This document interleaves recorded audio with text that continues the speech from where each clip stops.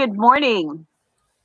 Good morning and welcome to another episode or segment of Be and Explore. I'm super excited about this one. I have a friend and colleague, a National Geographic certified educator, Kelly Preheim, who will be joining us in a moment to talk about birding. Yesterday, in our Family Citizen Science program, we talked about the warblers that are flying through South Dakota, specifically the yellow-rumped warblers and the orange warblers, and we looked at a website to learn more about them and what they sound like. Good morning, Agatha's family. Good morning, Scott's family. So today we're going to talk a little bit more about birds, but we are going to start out, as we always do, with practicing and exploring our outdoors right now. So wherever you are, hop up, just step outside real quick, look at the cloud cover, do a body thermometer temperature, and look at the wind, look at the leaves, look at the branches. Now that spring is full on, there are actually some leaf movement happening. So I'll give you a moment to do that, and while we're waiting on that for you to come back, I will show you the pond cam. And I set this up, this is right near where I'm actually sitting today, and we have a backyard pond. I've shown you that before, those of you who watch regularly. And the birds like to come and visit it. So you can see we have a rock that's kind of in the water, kind of out of the water. And the birds will hop on that rock and they'll kind of hop down to the edge and take a few sips. So I'm kind of sitting close, so we'll see if they do that or not. Here in Pierce, South Dakota, I see some cirrus clouds way in the distance, but right above me, it is nice. So, yeah, I'm going to say cloudless. The temperature, I'm sitting in the shade today, and it's a little bit chilly. I think it's probably around 15 to 16 degrees Celsius. Remember, 30 is hot, 20 is nice, 10 is chilly, 0 is ice. So we're somewhere above chilly towards the nice, but it's not full-on nice yet. I'm looking at the leaves and the branches, and the branches are moving, the little leaves are moving, the little branches are moving, the big branches are moving, and some of the big trees are moving too. So I'm thinking we're at a Beaufort scale of about 4 or 5. Agatha's family is reporting no clouds, branches moving and about 50 degrees. So, yeah. So I'm going to turn the pond cam off, and Sarah, who is joining us as always, she'll alert us if she sees anything. This is Kelly. Good morning, Kelly. Hi. And good morning, Danica's family. Kelly is also, besides all those other amazing things, is a kindergarten teacher. So she has a chickadee bird club where she has students come in after school, and she teaches, so it takes them birding and teaches them about birds, but she also teaches her kindergartners about birds. So the elementary school students in Armour, South Dakota are very, very knowledgeable about birds, and we're going to ask her to help us to get to be that knowledgeable as well. So I used a word, Kelly, called birder. And, you know, when I was growing up, it was bird watching. What is a birder? Tell me a little bit more about that. I think long ago when I used to just look at birds in my backyard, I would have been a bird watcher. But now I actively seek them and I go out looking for them. And I think that would be the difference. For example, like today, when I get done with this podcast, now that I'm seeing all these sparrows all around the town, I thought I better get out to the lake and see what's going on, because I bet there's even more fallout out there. So I guess maybe a birder would be someone who goes out and their intention is to go looking for birds. And I also like to keep lists of birds, but that's not necessary. It's just something that is fun for me to do. Yeah, I've tried keeping lists, and I sort of keep a list, I sort of don't. Um, so we've talked a lot about birds here on Be an Explorer. We did a whole segment on robins. We talked about warblers, and you were in the chat yesterday for that. How does someone go from bird watcher to birder? And is it just adults that can make that transition, or have you seen young people, elementary school kids even, become birders? Oh, I think it's more to do with becoming interested in birding. You know, we wouldn't even have to have the labels, just, you know, I think the birds are really fascinating, and it's real applicable science. So kids that are curious and they want to know more, which kindergartners usually are, you know, and so are lower elementary. They just are so observant, and I think this just feeds right into that. When I go out birding, it's a lot like Christmas morning when I was a child. I go out there, I don't know what I'm going to see, and then all of a sudden I see something I wasn't expecting, and it's just such a wow experience. I love that feeling. Being a birder makes me feel relaxed and happy, and yet invigorating. It's a lot of, you know, good exercise. My husband always laughs when I come home because I might go out being a little bit stressed, but when I come back, I'm whistling and humming and getting a lot of work done. And that's what it does for me. And as a kid, I always loved nature. And so I can just continue on with it. It's like a lifelong pastime that you can do. And knowing about birds and nature, I think it's just crucial to conservation. So the more I can teach my students about nature, that'll help them to grow up to care and you know, vote and do the right things to help conserve nature. Yeah, absolutely. We do have some people in our audience, in our watching today, who are interested in birds. Agatha's family sent us a picture of an owl in their backyard that they took. And I don't know if you can see it. It looks like a great horned owl. Do you want to help? Can you recognize that? I can't tell. Does it have tufts on the top of its head? Like little ear tufts? We'll let Agatha's family is in the chat, so we'll let her answer that, and I will. It usually takes a few seconds between asking a question, and answering it. So she'll well, give that answer in a moment. I can tell you some things about great horned owls.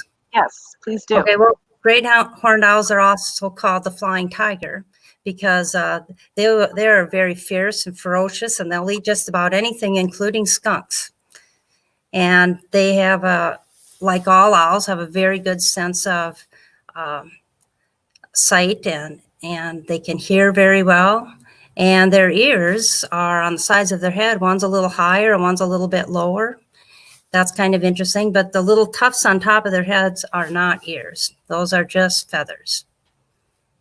They have very sharp talons, which makes them a raptor because they hunt with those talons.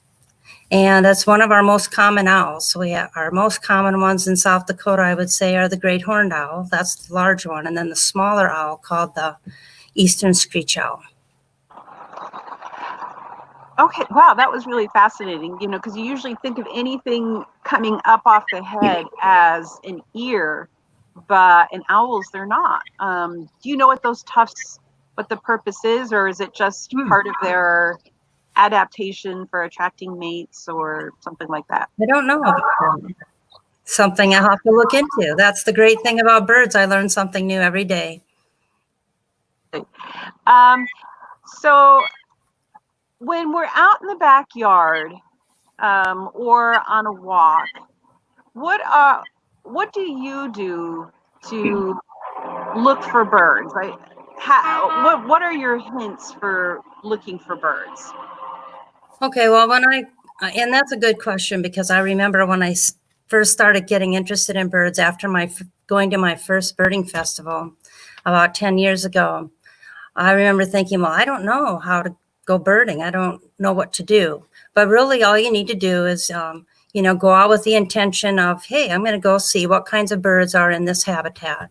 And so then I go out there and I just walk slowly and I look for movement and I listen for sounds. And I don't just assume that the little dark bird over there is just another blackbird. I actually look at it because a lot of times you can be fooled. So you walk around and you watch. And if I see some movement in a bush, then I'll hold still and I'll watch and I'll just keep watching. The longer you stand there, then the braver they are to come back out. Sometimes birders make a little sound that gets the bird to come out of the bushes. You might go like, pss, pss, pss, pss, pss, and then they'll come up to see what that sound is, and then you can get a good look at them. When I go birding with birders, we do visit. We just talk quietly. Sudden movements are not a good idea. So when I take students out, they'll say, oh my gosh, there's a red-winged blackbird, and they'll yell, and then all the birds in the area fly away. So I have to remind them we have to keep our voices quiet. We don't want to run. Just stay calm. And if you see something, you can point so the other kids can see too. And it's also helpful to have binoculars. And I know that you don't have to have binoculars, but it really is helpful, and it brings the bird in closer, so the view closer, so you can see it better. Yeah, you brought up a lot of questions for me.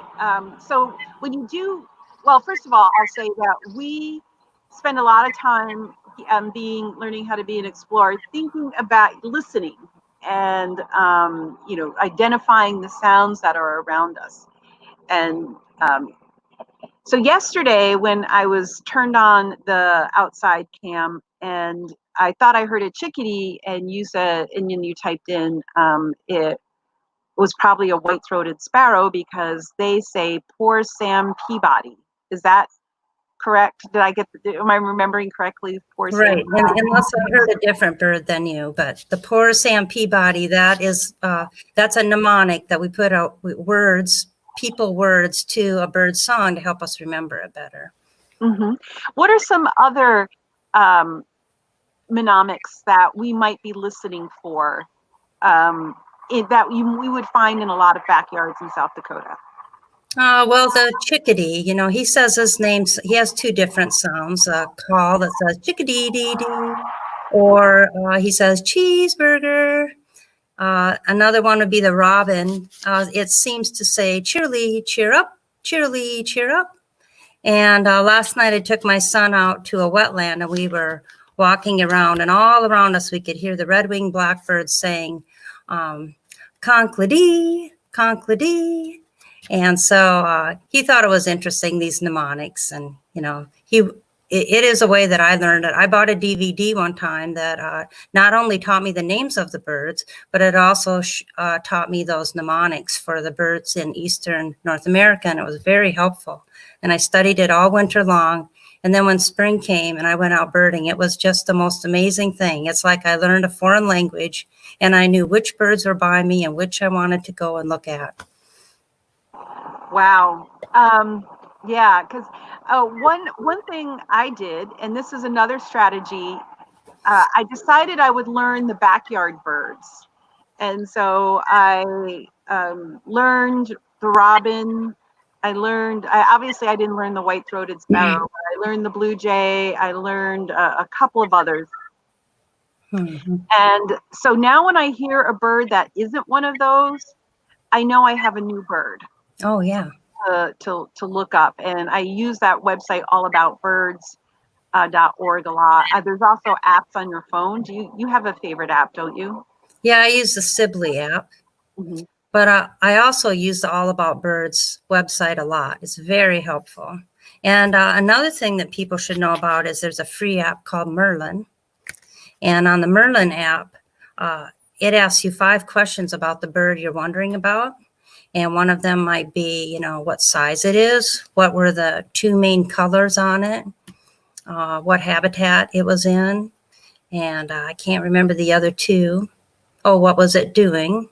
And I suppose the time of year. And then it narrows it down to about 10 to 12 different birds that they think it could be. And then you look through those pictures and you can choose the one that you think you saw.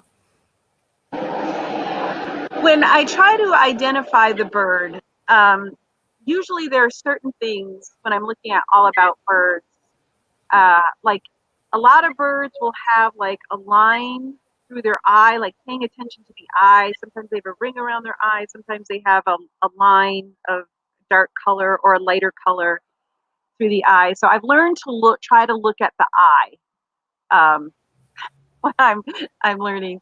What other kinds of things should we be looking at when we do get a glimpse of the bird?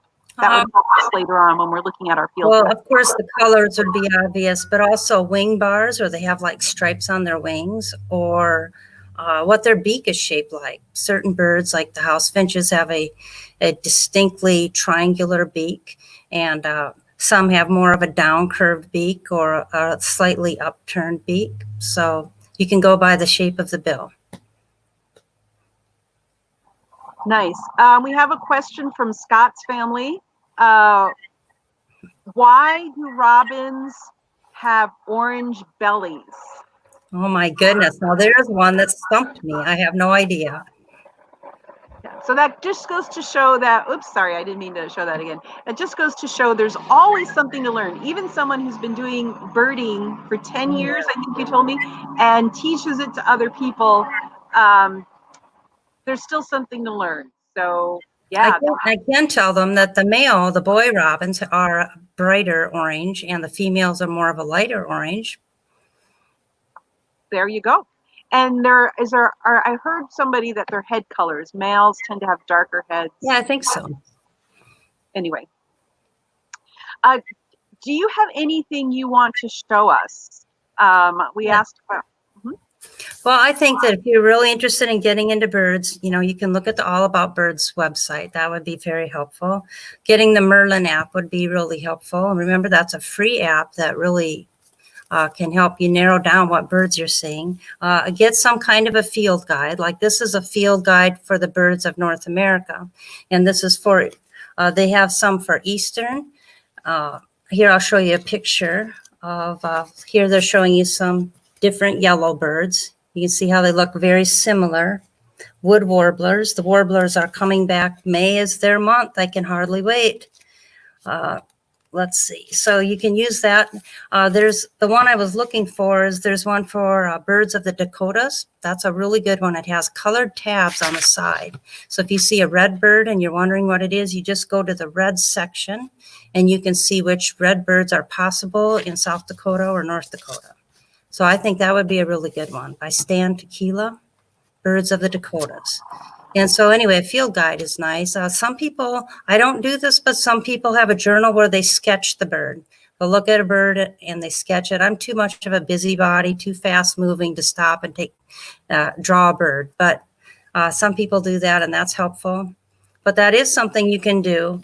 You can get a field guide and go, I would like to be better at identifying eastern bluebirds. And so you could find the eastern bluebird picture and then try to draw it. And when I do that, when I just draw it just for fun, it helps me remember what the field marks were, that it has the orangish red breast and the white belly and such. Yes, we've been talking a lot about, also on Be an Explorer, about journaling, having a nature journal. And I've been doing more of that myself.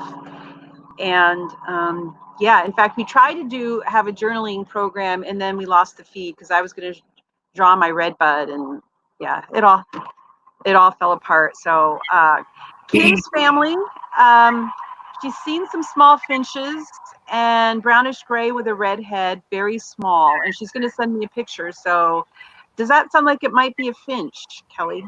Yeah, that would be a house finch. So our finches we have around here are the house finch. So the males would be the one with the reddish head. And then the females are just brown and white striped without the reddish head. And if you look at their bill, it's the same sort of bill like the American goldfinch has. That's the yellow one that has the black forehead.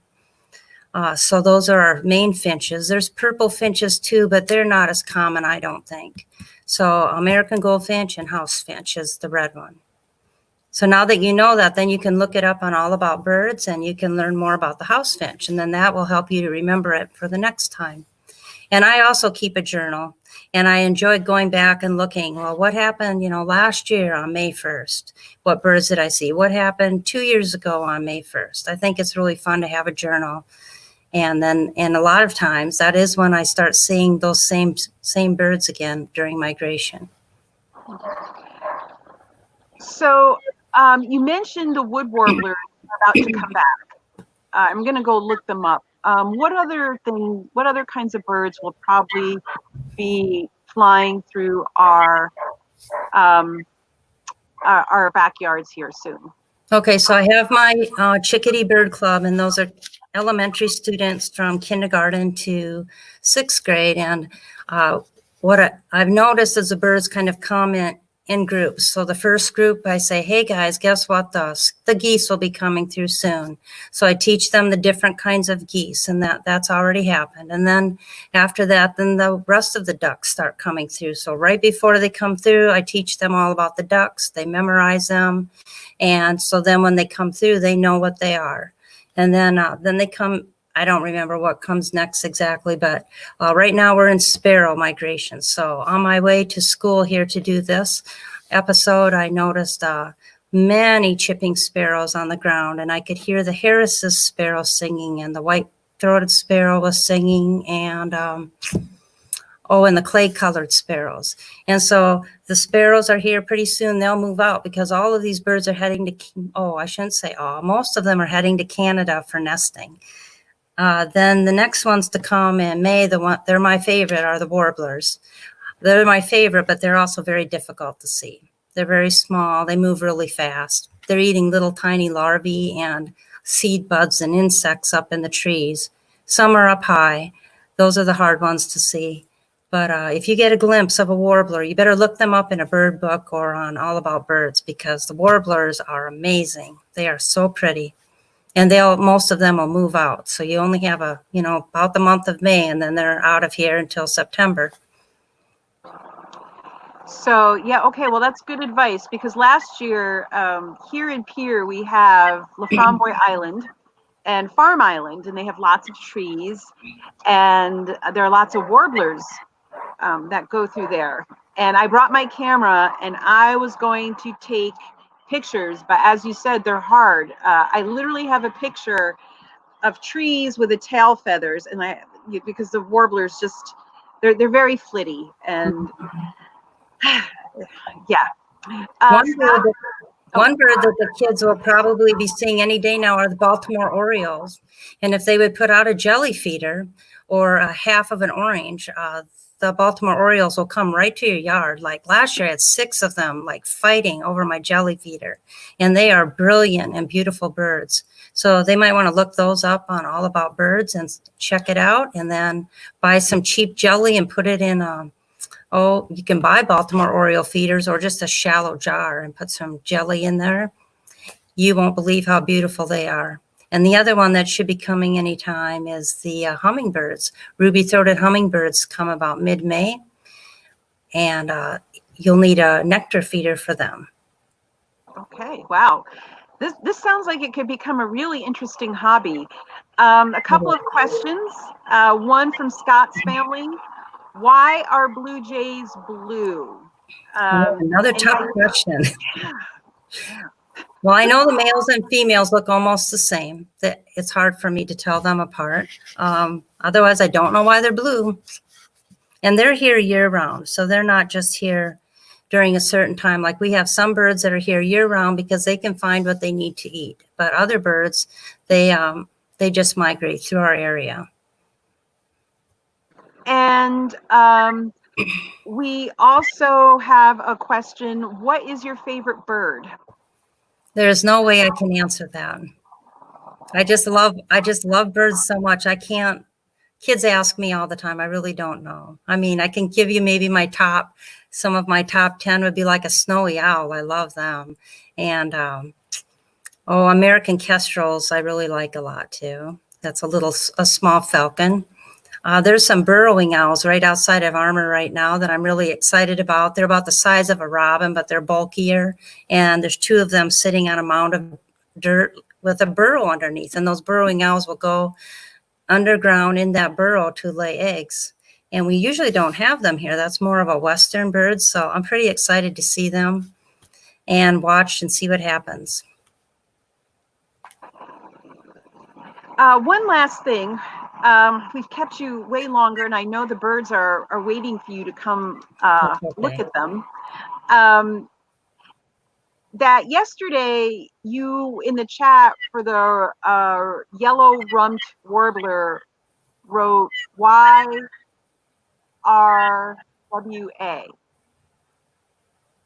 So help me understand why does that mean yellow-rumped warbler?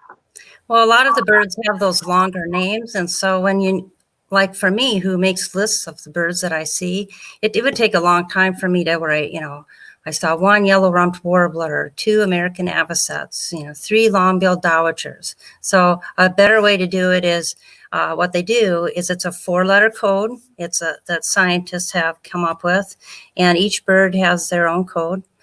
For example, American robin. So A for AM are the first 2 letters in American, and then RO are the first 2 letters in robin. And so that would be its alpha code. Something that's hyphenated like yellow-rumped warbler. So you take the Y from yellow, and then right after the hyphen is the R. So then you take the R for rumped, and then the first 2 letters of warbler. So YRWA. And so that's just I didn't even realize I had done that. It's just a real quick way of writing a bird's name. Well, that is pretty awesome. I feel like I'm in the know what like all the experts know, because not everybody knows this. That's sort of special knowledge. Well, thank you, Kelly. This has been fascinating and fun. I've learned so much. Judging by the comments I'm seeing in the chat, other people are learning things as well. Oh, one last question. Oh gosh, here come the questions. Do you have a moment to answer a few questions? Well, I have all kinds of time, so no, I'm in no hurry. Okay, so if you have questions, go ahead and we'll put them in for Kelly. Does every bird in the world always have to lay eggs? Well, I suppose to continue on their family, they would need to. So that is true. Birds do lay eggs, and all birds have feathers, so that's something. But not all birds fly, because I bet you can think of some birds that can't fly, like penguins. Can you think of another one that can't fly? And I see a lot of questions about colors. I don't know why woodpeckers have red crests on their heads. I don't know, but there are many different kinds of woodpeckers. And if you have a dead tree in your yard, you should leave it up, because that's what the woodpeckers and the nuthatches like. They have to live in a tree cavity, so they drill a hole into a dead tree, and then they can make a nest inside of it. Wow. Oh, go ahead. I was trying to think of some other things.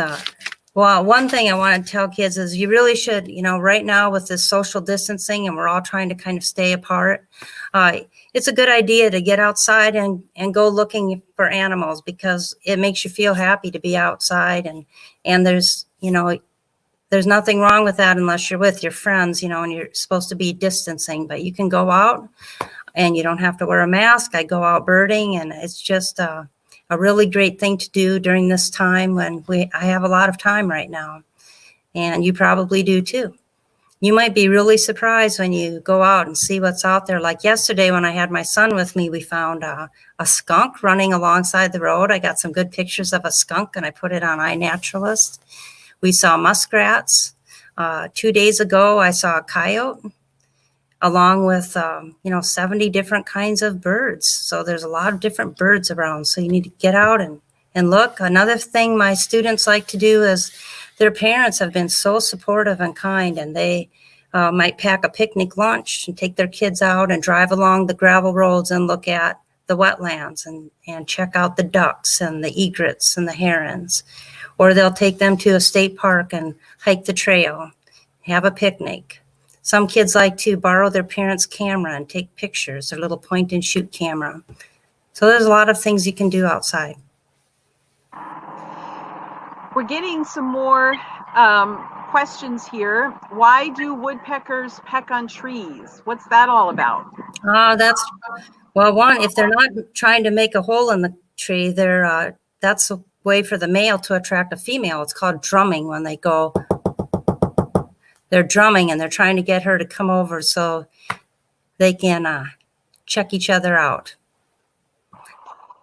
Yeah, we talked about how robins, those who watch the Robin program, we talked about how robins, their call is really to keep away other males and to attract a female robin. And so it sounds like the woodpecker is doing the same thing, but with drumming instead of Right. a song. That makes me think of something else. Have you seen any birds carrying grasses or sticks lately? Start noticing that, because they're carrying their nesting material over to build a nest. So I've seen robins lately with a mouthful of dried grass. I've seen bald eagles carrying sticks. So you need to look for that. That's kind of fun. Have you ever seen a bird wiping its bill on a branch? That's another interesting behavior. They do that too. Amanda's family is, how many species of bird are there in the world? They say that there's about 10,000 different species. So that means 10,000 different kinds of birds in the whole world. And they're still finding more and more. Every year they find different kinds that they didn't know about. And then Danica's family asked about the woodpeckers have red crests on their head. I'll take a shot at this one. I'm not sure, but I think the animals have different colors in their bodies, or the birds have different colors on parts of their bodies to attract mates, to signal to the females how healthy they are and how strong they are. And color is really an important part of the birds looking at each other and finding another bird of their kind. So I'm thinking they might have red crests on their head so the woodpeckers can tell each other apart. Another thing is some birds can see in the ultraviolet, and I don't think it's all, but some. So let's say, I think it's falcons can see in the ultraviolet. So if there's a mouse running by and it's, well, this is gross, but dribbling pee, it can see that. And that's how it knows where the mice are. And so I've always thought that was really interesting, and that I've seen pictures of how they think that falcons can see, and the colors are way different. And I think it's that way for some other birds too. Well, he's asking, we don't have trees in our yard. Does that make it harder to attract birds to our feeders? It might. It seems like they might need a bush or something that they can go to if a predator comes nearby. So maybe you could plant a bush nearby, like a lilac bush or something, so that, and I mean, not right by it, because then cats might hide under there and get the birds, but somewhere near, so that they have a place to escape to.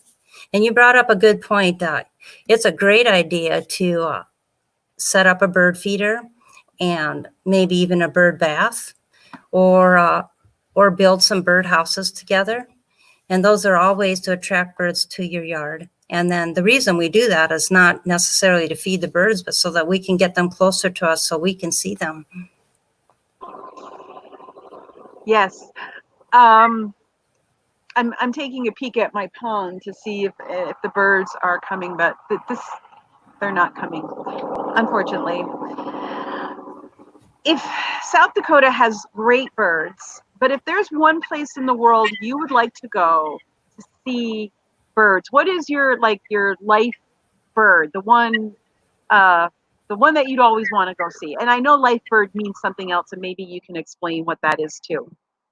Okay, so a life bird is the first time you see a bird in your life. Like I maybe have seen the scissor-tailed flycatcher in my field guide and thought, oh, what a cool bird, I'd love to see it.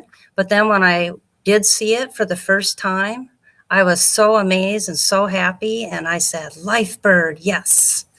And so that's what a life bird is. And this is a perfect time of year. If we would have school, my students would be coming in, and the older students too. They'd stick their head in my doorway and said, saw a life bird today, my first yellow-headed blackbird. and they'd be super excited. And some people keep lists of their life birds, and I do that too, and that's fun. Someplace I'd like to go, I would love to go to the Galapagos Islands. I've been watching some shows about it and reading about it, and I think someday that would be fun to go to the equator and see some birds that are in a totally different place than where I live. And I think that would be really cool. Well, I have friends who went there, and you will see amazing birds and also amazing other things. The wildlife in the Galapagos is very they're very non-afraid of people, so you can get pretty close. I think like 2 meters, 6 feet away. I've heard that. Yeah. So Scott's family is saying they're talking about the habitat they're putting in their yard. We are planting apple trees, and one is sprouting, so they're going to have some good habitat there in the future. Right. So, all right. Well, this has been great. I do need to kind of scoot because my battery is getting down low. So if you have any more questions, feel free to put them in the chat, and I'll let Kelly know, and she can come back and answer them. The most important thing, though, is just to get outside, get in your backyard, and really start exploring for birds. We all have a bird that gets us really interested. It's called a spark bird. What was your spark bird, by the way, Kelly? It was the white-faced ibis. White-faced ibis. Ooh, that sounds like a whole other program.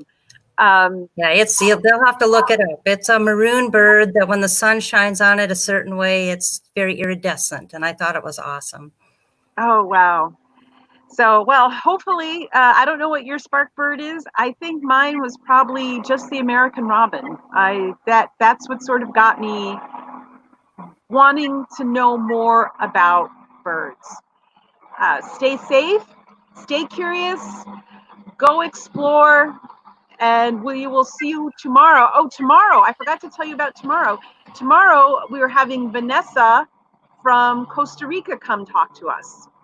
And she's going to have some great pictures and talking about sea turtle conservation work that she is doing in Costa Rica.